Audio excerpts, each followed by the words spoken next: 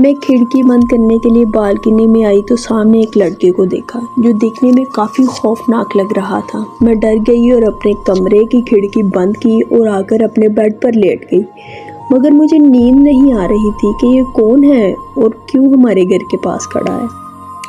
ہمیرا کا آج پہلا دن تھا کالج میں۔ صبح ہمیرا تیار ہوئی اور اپنی کزن ہما کے ساتھ کالج کے لیے نکلی۔ ہما، آج گاڑی میں چلاؤں گی۔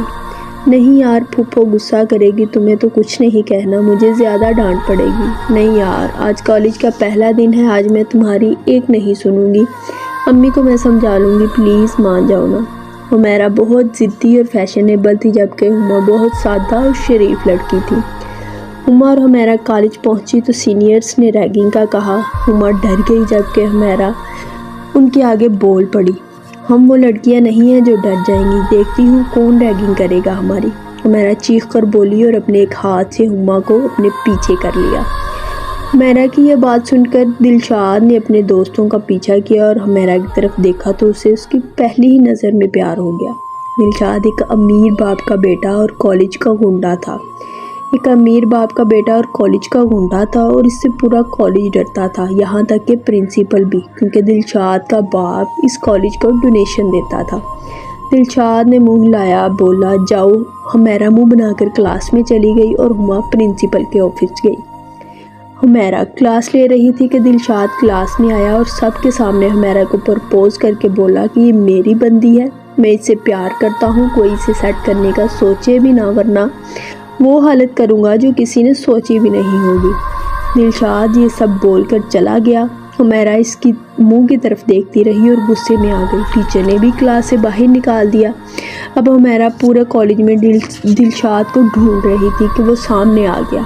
کیا سمجھتے ہو اپنے آپ کو؟ شکل دیکھی ہے تم نے اپنی؟ تمہاری ہمت کیسے ہوئی مجھے پرپوز کرنے کی؟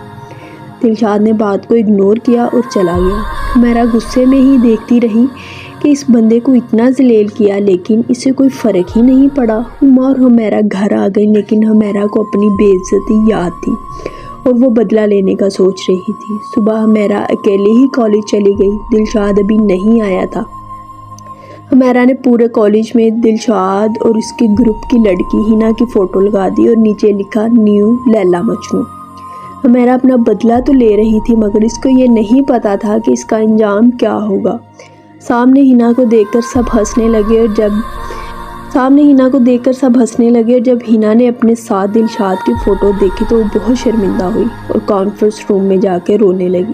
ہمیرا بھی وہاں آ گئی اور ہنا سے بولنے لگی، کہاں ہے آپ کا عاشق؟ ہنا نے ہمیرا کو غصے سے دیکھا اور بولی، تم نہیں سمجھو گی کہ وہ میرے لیے کیا ہے، کیونکہ تمہاری سوچ ہی گندی ہے۔ ہنا چیخ کر بولی، ٹھیک ہے چلی جاتی ہوں، مگر جوڑی بہت اچھی ہے، ہمیرا تنزیہ بولی اور وہاں سے چلی گئی۔ دلشاد کو کال آئی، کہاں ہو، جلدی آؤ، کالج یہاں پر کانٹ ہو گیا ہے۔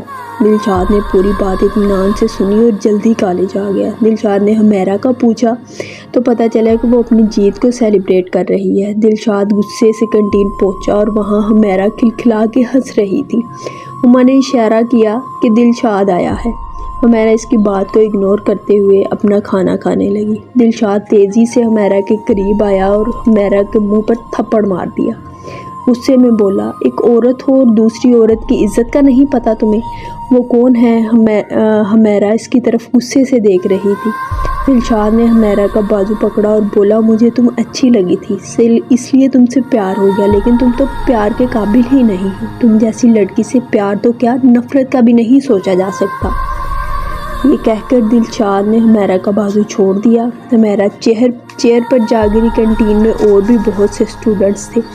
اس میں سے ایک نے بتایا کہ ہنا دلشاد کی بہن ہے۔ دلشاد نے ہنا کی پڑھائی کے لیے بہت کچھ کیا ہے، ہنا کو وہ دل سے اپنی بہن مانتا ہے اور آج تک اس کو کوئی تکلیف نہیں دی۔